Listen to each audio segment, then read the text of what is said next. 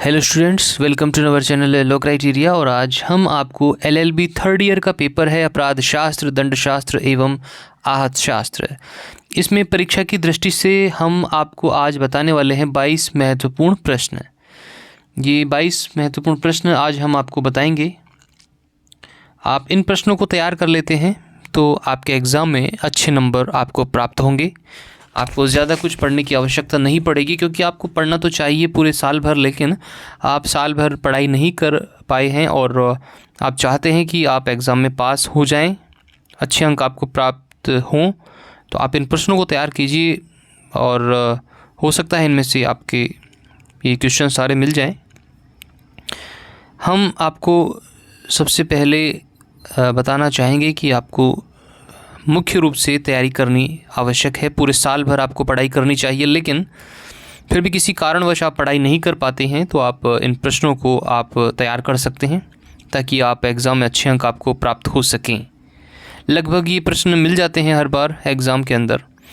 तो LLB third year का paper अपराध शास्त्र, दंड शास्त्र एवं आहत शास्त्र में परीक्षा की दृष्टि से महत्वपूर्ण 22 प्रश्न निम्न प्रकार हैं।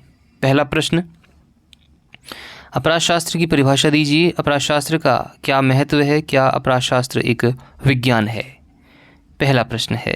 और दूसरा प्रश्न है, गिरफ्तार व्यक्तियों को भारतीय संविधान तथा आपराधिक विधि के अधीन दी गई सुरक्षाओं की विवेचना कीजिए। दूसरा प्रश्न है। तीसरा प्रश्न है, अपराध शास्त्र को लोम्बोसो की क्या देन है?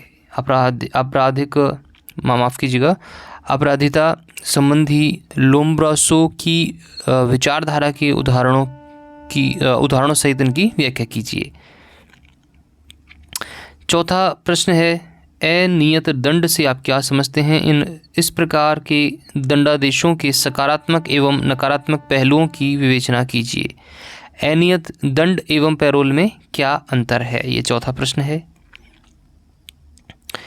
पांचवा प्रश्न है, महिला अपराध से आप क्या समझते हैं? महिला अपराध के कारणों की विवेचना कीजिए, उन्हें रोकने के लिए सुझाव भी दीजिए। छठा प्रश्न है, अंतर समूह सिद्धांत के बारे में आप क्या जानते हैं?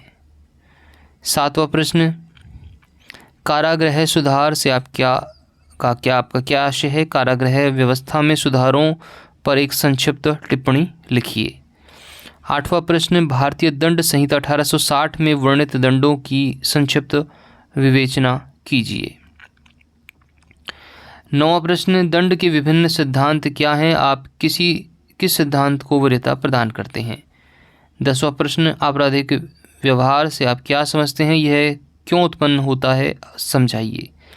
11वां प्रश्न, भारत में बाल अपराध के प्रमुख कारणों की विवेचना कीजिए, उन्हें रोकने के लिए सुझाव आप दीजिए। 12वां प्रश्न है, भारतीय कारावासों में अत्यंत भीड़ के क्या कारण हैं? विवेचना कीजिए, सुझाव दीजिए कि वह स्थिति कैसे सुधारी जा सकती है। 13वां प्रश्न, मृत्युदंड मानव जीवन के प्रति आस्था प्रतिपादित करने के स्थान पर वास्तव में आस्थाओं को नष्ट ही करता है। मृत्यु के समाप्त किए जाने के पक्ष तथा विपक्ष में मत दीजिए। 14वां प्रश्न, परिवीक्षा क्या है? यह पैरोल से किस प्रकार भिन्न है? किस प्रकार के अपराधियों के लिए आप परिवीक्षा की सिफारिश करेंगे, समझाइए। 15वां प्रश्न, पैरोल से आप क्या समझते हैं? पैरोल के लाभ व हानियों की विवेचना कीजिए। पैरोल का परिवीक्षा, अनियत दंड तथा फरलों में अंतर बताइए। 16वां प्रश्न,